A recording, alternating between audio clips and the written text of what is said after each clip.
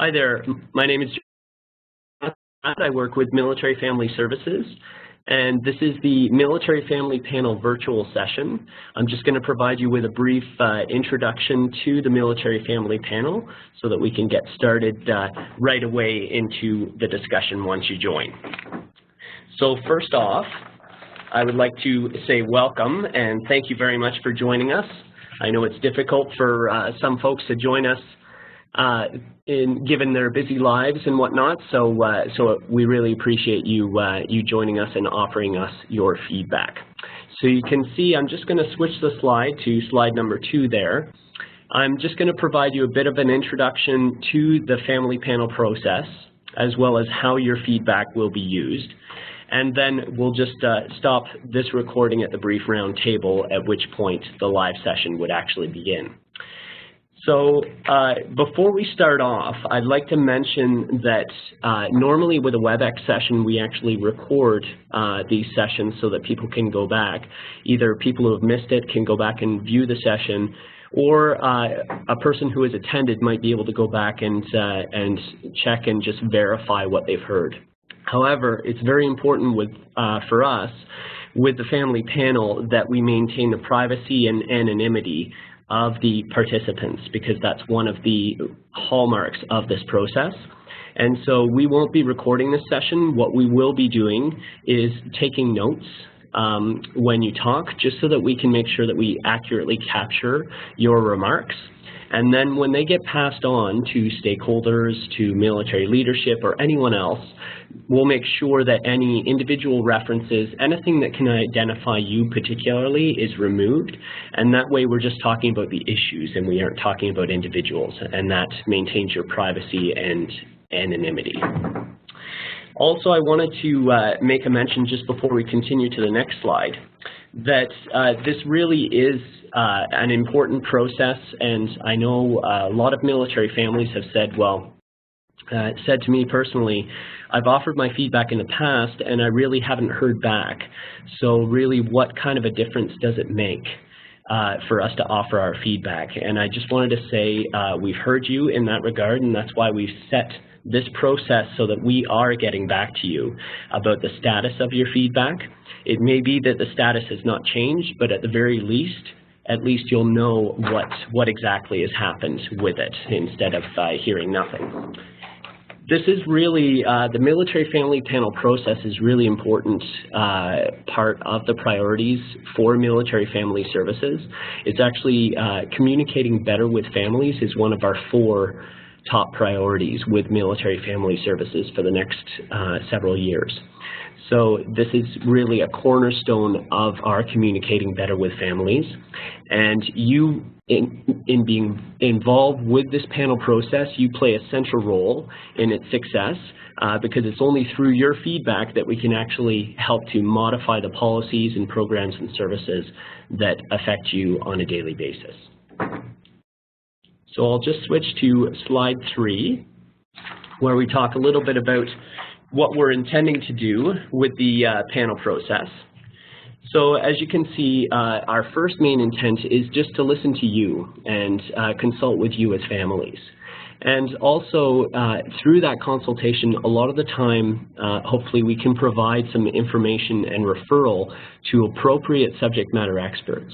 So that might be Canadian Forces Housing Authority, it might be Veterans Affairs, various stakeholders that we work with.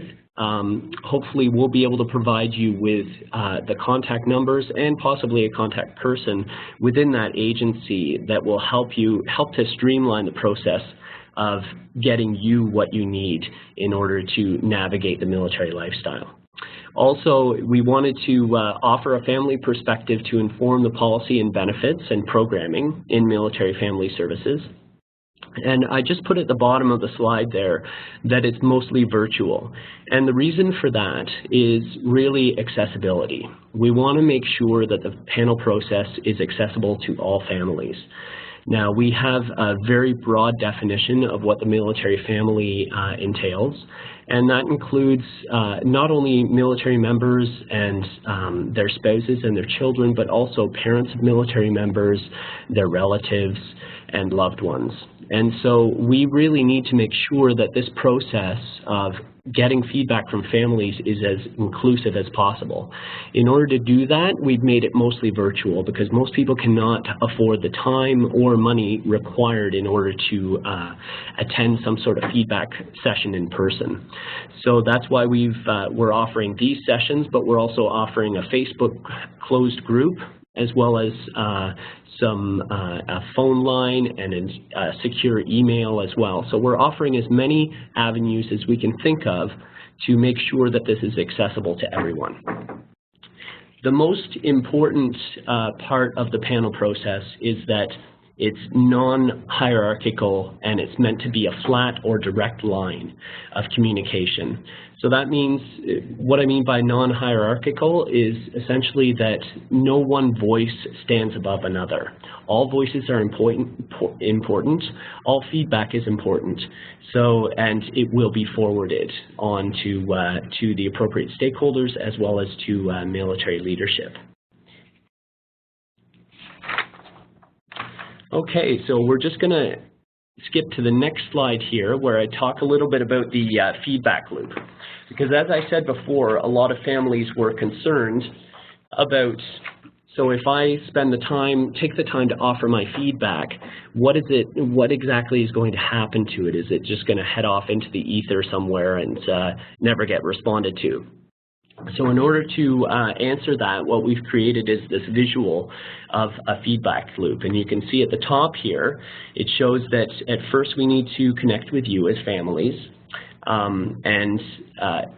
Hearing with families being the first step, then we have a key group for collecting and summarizing feedback that's called the feedback team. So that's the hearing from families and then collecting and summarizing feedback. The feedback team is essentially a group of military family members as well as military members who offer a lens of experience to the feedback. They do not filter the feedback. I want to make that very clear because, like I said before, all feedback is important. So it's not as if stuff gets filtered out. The purpose of the feedback team is to offer that experiential lens so that we can properly see your feedback within the context that it requires in order to refer it to the appropriate stakeholder or refer it for action to the military leadership. On the feedback team, collectively, we have about 65 years of military experience and about 78 years of experience in the military family across many locations, 12 deployments, 13 locations in Canada, all the way from Halifax to Chilliwack, BC.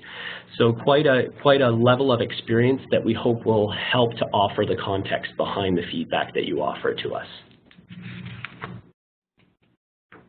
We then, just continuing on the loop, you can see we then direct it to the stakeholders and the military leadership.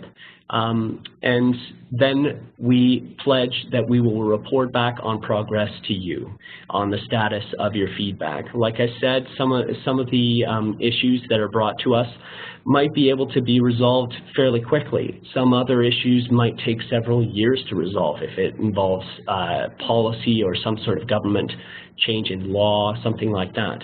But at the very least, we'll be able to get back to you on the status and the stakeholders that we engaged in order to determine the status.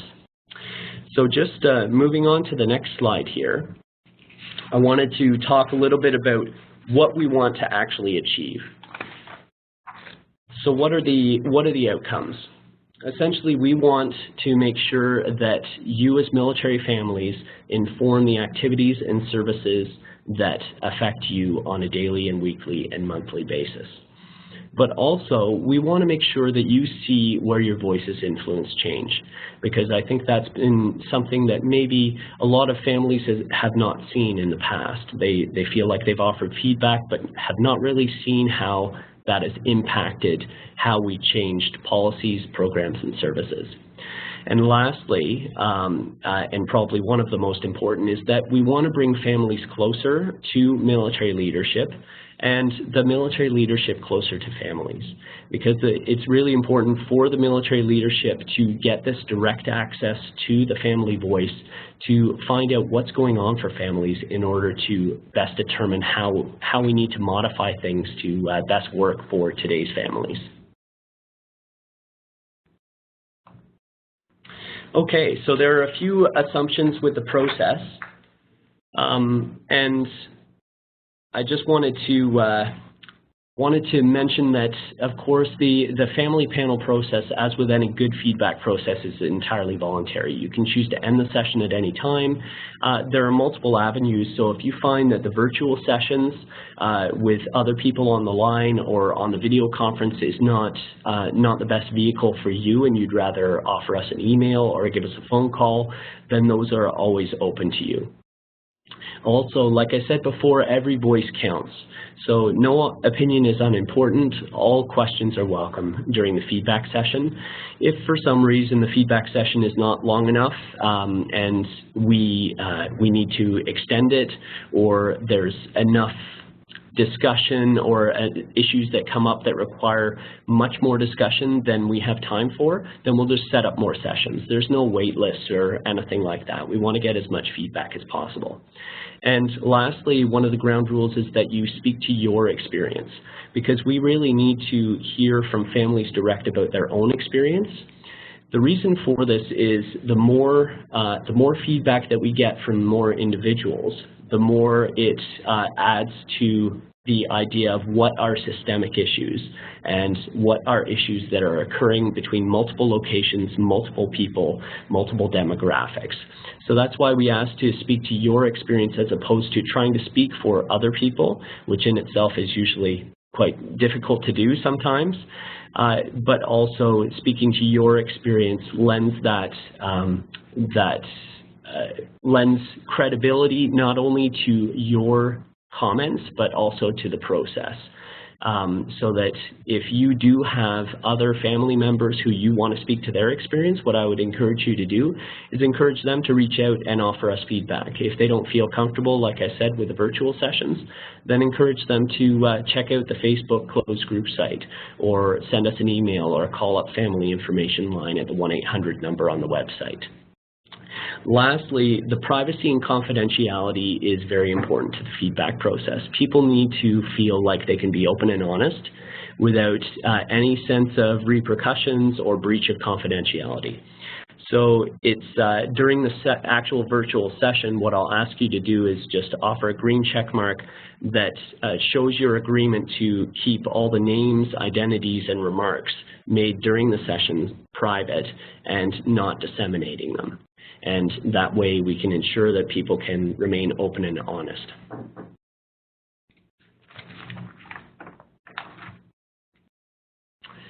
And that's all I had for the introduction, but thank you very much for joining us for this introduction, and we hope that you're able to join us for the next virtual sessions to come.